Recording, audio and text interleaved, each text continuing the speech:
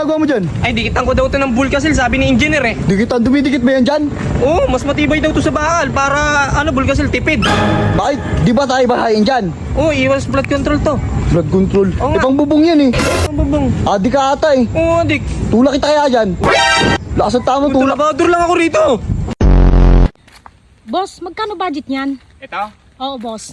300 billion. 300 million? Eh, ang liit lang. O bakit? Sino kontraktor? Sino engineer? Ikaw, boss. O ako magdedesisyon. Mangungurap ako hanggat gusto ko. Mangungurap ako hanggat hindi ako nakukulong. Alam mo ba yung bagong labas ngayon na na sasakyan? Bibilhin ko pa yon. Ang ganda kasi ng payo tsaka nung may wine glass yun. 300 million? Paldo na naman!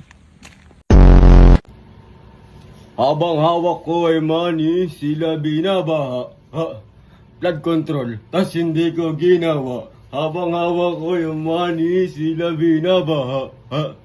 Blood control, as hindi ko ginawa. Ha? Bakit nilagyan to ng bakal? Alisin yan. Asan si Foreman? Ha? Alisin yung bakal. Sabi ko, wag lagyan. Palitan ng kawayan para mas tipid. Ibenta nyo sa junk shop yung mga bakal para may pera si Eddie at Patty. Sinong Eddie at Patty? Eddie ako. Patty ikaw. Opo, engineer. Paldo na naman. Itsura mo.